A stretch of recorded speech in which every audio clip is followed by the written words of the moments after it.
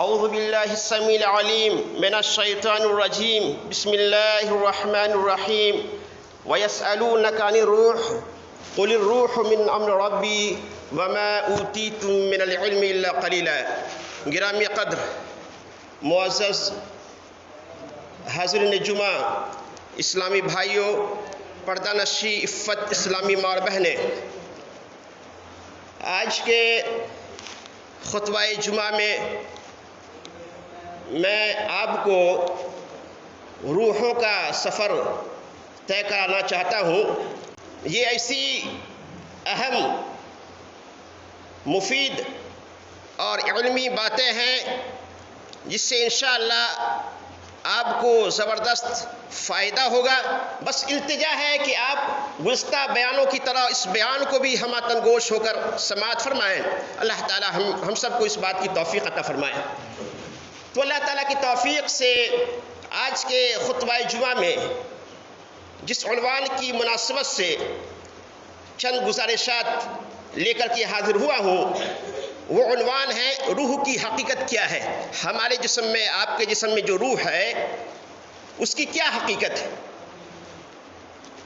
موت و حیات یہ دونوں ایک دوسرے کی ضد ہے، جیسے زمین آسمان، سورج چاند، لڑکا لڑکی، مرد عورت، دنیا و آخرت، یہ سب ایک دوسرے کی ضد ہے، اسی طرح موت اور حیات ایک دوسرے کی ضد ہے۔ ان دونوں میں فرق صرف روح کی ہے۔ جسم میں روح ہے تو آدمی زندہ باحیات، ورنہ بے حیات مردہ کہلاتا ہے۔ ہاں، یہ بات بھی یاد رہے کہ جب جسم سے روح نکلتی ہے تو ایسی بات نہیں کہ آدمی کی حیت و صورت اور کیفیت بدل جاتی ہے۔ آدمی کی صورت ڈراؤنی ہو جاتی ہے۔ آدمی چھوٹا ہے تو بڑا، بڑا ہے تو چھوٹا، موٹا ہے تو دبلا، دبلا ہے تو موٹا، روح نکلنے کے بعد ہو جاتا ہے۔ ایسی بات نہیں، بلکہ روح نکلنے کے بعد آدمی ویسا ہی رہتا ہے جیسا روح نکلنے سے پہلے تھا۔ جیسا کہ ہمارا مشاہدہ بھی کرتے ہیں کہ روح نکلنے کے بعد لگتا ایسا ہے کہ آدمی سویا ہوا ہے، بظاہر سویا ہوا معلوم ہوتا ہے۔ تو آخر روح ہے کیا؟ روح کیا ہے؟ اس کے اندر کون سی تاثیر ہے کہ جب بندہ کے اندر، انسان کے اندر روح رہتی ہے تو انسان کھاتا پیتا، چلتا پھرتا، اٹھتا بیٹھتا، سوچتا سمجھتا، راحت و اذیت کا احساس کرتا ہے۔ آپ نماز پڑھ رہے ہیں، گرمی لگ رہی ہے،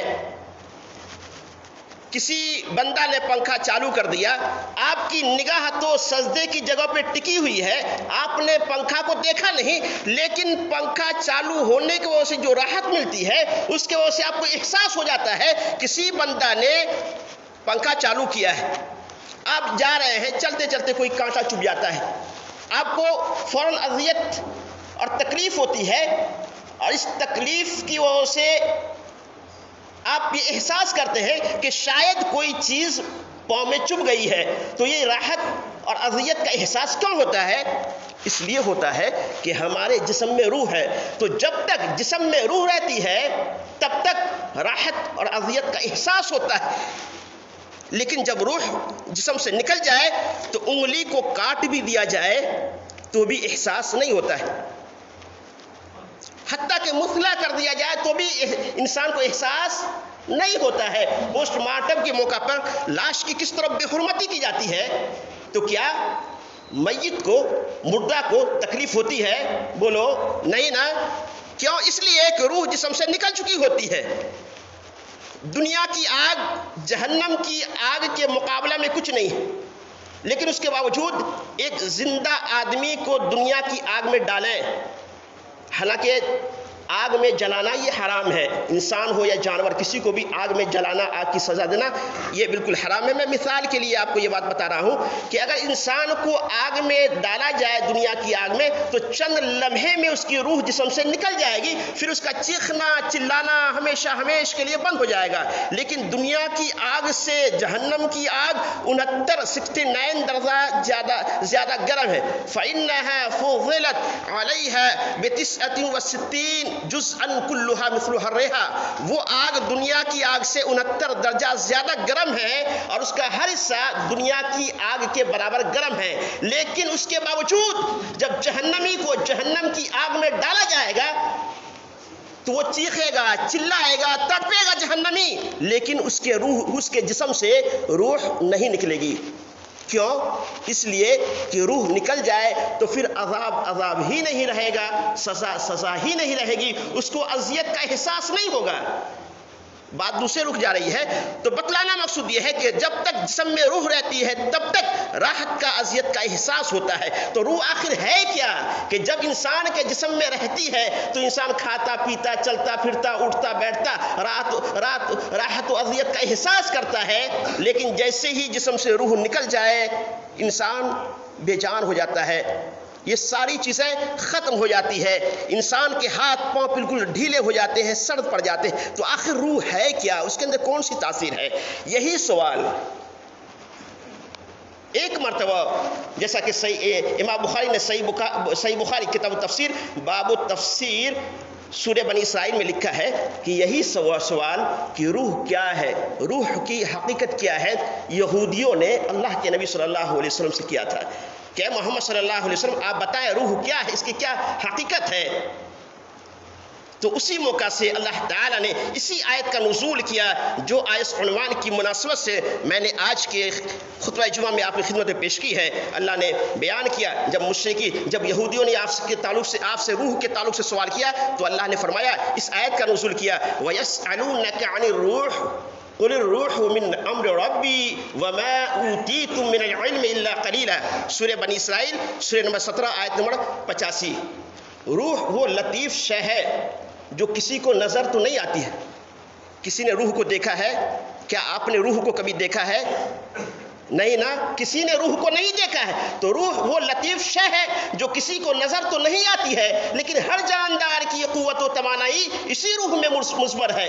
تو روح کیا ہے، اس کی کیا حقیقت ہے، اس کے تعلق سے جب یہودیوں نے آپ سے سوال کیا تو آپ نے اللہ نے نہایت اختصار کے ساتھ اس کے تعلق سے اس آیت کا نزول فرمایا اور اس میں اس آیت کو بتا دیا کہ اے یہودیوں، روح کیا ہے، اس کی حقیقت کو تم نہیں جان سکتے، اس کی گہرائی میں جانے کی کوشش نہیں کرو۔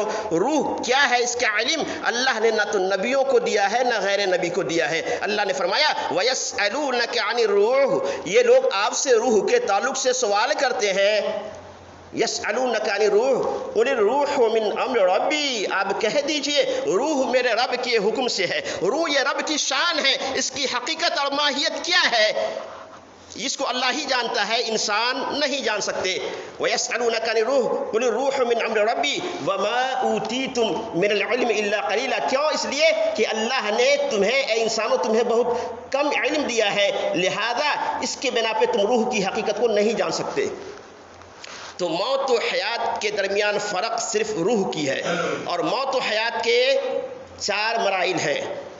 ہماری جو زندگی ہے، ہماری جو موت ہے، اس کے 4 مرحلے ہیں، اور جسم سے روح کی جدائی کے مرحلے کا نام موت ہے۔ یاد رکھیں، موت جسم سے روح کی جدائی کے مرحلے کا نام ہے، اور جب روح جسم کے اندر ہو تو اس مرحلے کا نام زندگی ہے۔ تو 4 مراحل میں سے 2 موت اور 2 زندگی ہے۔ ہر انسان کی، ہماری بھی، آپ کی بھی، ان کی بھی، ان کی بھی، دنیا میں جتنے بھی لوگ ہیں تمام لوگوں کے مراحل 4 ہیں۔ ان 4 مراحلوں میں سے ہر شخص کی 2 موت ہے اور 2 زندگی ہے۔ 2 موت ہے اور بولو 2 زندگی ہے۔ اب یہ بات آپ کو عجیب سی لگی ہوگی کہ شیخ محترم آپ کہہ رہے ہیں 2 موت ہے 2 زندگی ہے، تو یہ بات تو سمجھ میں آتی ہے کہ ایک دنیا کی زندگی ہے اور ایک آخرت کی زندگی ہے جو مرنے کے بعد ملے گی، جو دائمی زندگی ہوگی۔ لیکن 2 موت، یہ کون سی 2 موت ہے؟ ہم دیکھتے ہیں، مشاہدہ کرتے ہیں کہ انسانوں کی موت تو ایک ہی ہوتی ہے۔ ہمارے بھائی کی موت ہوتی ہے، ہم اس کی نماز جنازہ پڑھتے ہیں، پھر ہمیشہ کے لیے ہم ان کو دفن کر دیتے ہیں۔ موت تو ایک ہی ہے، 2 موت کی بات کہاں سے آپ کہہ رہے ہیں؟ تو 2 موت کی بات میرے بھائیوں میں نہیں بلکہ قرآن کہہ رہا ہے۔ اس کے تعلق سے میں 2 آیات، قرآن مجید کی 2 مختلف آیات آپ کی خدمت میں پیش کر رہا ہوں۔ اللہ سبحانہ و تعالی بیان فرماتا ہے کیف تکفرون باللہ، کیف تکفرون باللہ وکنتم امواتا فاحیاکم ثم یمیتکم ثم یحییکم ثم الیہ ترجعون، سورہ بقرہ سورہ نمبر 2 آیت نمبر 28۔ میں ترجمہ کرتا ہوں اور آپ انگلیوں پہ شمار کریں کہ اس آیت میں اللہ نے کتنی موت اور کتنی زندگیوں کا تذکرہ کیا ہے۔ آپ انگلیوں پر گنیں ترجمہ کرنا میرا کام ہے اور گننا یہ آپ کا کام ہے۔ اللہ تعالیٰ فرماتا ہے کیف تکفرون باللہ، اے کافرو تم اللہ کا کیسے انکار کرتے ہو، وکنتم امواتا، حالانکہ تم مردہ تھے، فاحیاکم، اس نے تمہیں زندہ کیا، ثم یمیتکم، پھر وہ تم کو مار ڈالے گا، ثم یحییکم، پھر وہ تم کو زندہ کرے گا، ثم الیہ ترجعون، پھر تم سب کو اسی کے پاس جانا ہے، یعنی اللہ ہی کے پاس حساب و کتاب کے لیے جانا ہے۔ تو پہلا مرحلہ یہ ہے کہ ہم پہلے مردہ تھے، اب بحیثیت مسلمان، بحیثیت مومن، قرآن کی آیت سننے کے بعد آپ کو یقین تو ہو گیا کہ مولانا موت بھی دو ہے، کیونکہ اللہ تعالیٰ کہہ رہا ہے، لیکن مجھے معلوم ہے کہ آپ مطمئن نہیں ہوں گے کہ دو موت کون سی ہے۔ یہ دو پہلا مرحلہ جو موت کا مرحلہ ہے، وہ مرحلہ کب کا ہے، وہ پیریڈ کب کا ہے، کب ہم موت کے مرحلے میں تھے۔ تو یہ بات ابھی آپ کو سمجھ میں نہیں آئے گی، انشاءاللہ اس عنوان کے خاتمے تک پہنچتے پہنچتے آپ یہ بات سمجھ جائیں گے کہ پہلا مرحلہ وہ کون سا ہے، جو ہمارے لیے، آپ کے لیے موت کا مرحلہ تھا۔ لہٰذا ابھی صرف سکون اطمینان سے آپ صبر کا مظاہرہ کریں، انشاءاللہ بات آئے گی۔ تو پہلا مرحلہ یہ ہے کہ پہلے ہم مردہ تھے، دوسرا مرحلہ یہ ہے کہ پھر ہم زندہ ہوئے۔ ابھی دنیا میں جتنے بھی لوگ ہیں، تمام لوگ موت و حیات کے دوسرے مرحلے میں ہیں، اور تیسرا مرحلہ یہ ہے کہ پھر ہم مردہ ہو جائیں گے، پھر ہماری نماز جنازہ پڑھی جائے گی اور ہمارے رشتہ دار آنکھیں اشکبار کی ہوئے پیار سے، محبت سے ہمیں نہلا کر، دھلا کر، بہترین کپڑے میں لپیٹ کر، خوشبو لگا کر دفن کر دیں گے، اور اللہ سبحانہ و تعالیٰ سے آنکھیں اشکبار کیے ہوئے، غموں سے نڈھال ہو کر اللہ تعالیٰ سے دعا کریں گے، اللہم اغفر لہ ورحمہ وعافہ وعفو عنہ واکرم نزلہ وسع مدخلہ واغسلہ بالماء والثلج والبرد ونقه من الخطايا كما نقيت الثوب الابيض من الدنس وابدله دارا خيرا من داره واهلا خيرا من اهله وزوجا خيرا من زوجه وادخله الجنه واعذه من عذاب القبر ومن عذاب النار۔ تو یہ موت و حیات کا تیسرا مرحلہ ہے، اور موت و حیات کا چوتھا مرحلہ یہ ہے کہ ہم پھر اللہ کے سامنے حساب و کتاب کے لیے دوبارہ زندہ کیے جائیں گے۔ اب اسی چیز کی وضاحت اللہ تعالیٰ نے دوسرے جگہ بھی کیا ہے۔ اللہ تعالیٰ بیان فرماتا ہے قالوا ربنا آمتنا اثنتین واحییتنا اثنتین فاعترفنا بذنوبنا۔ سورہ المومن سورہ نمبر 40 آیت نمبر 11 میں اللہ تعالیٰ فرماتا ہے، جہنمیوں کے قول کو اللہ نے لکھا ہے، قالو جہنمی کہیں گے قالو ربنا، اے ہمارے رب، آمتنا اثنتین، اے اللہ تو نے مجھے 2 مرتبہ مارا، واحییتنا اثنتین، اور 2 مرتبہ زندہ کیا، فاعترفنا بذنوبنا، اب ہم اپنے گناہ کے اقراری ہے۔ تو اس آیت میں بھی اور اس سے پہلی والی آیت میں بھی 2 موت اور 2 زندگی کا اللہ نے تذکرہ کیا ہے۔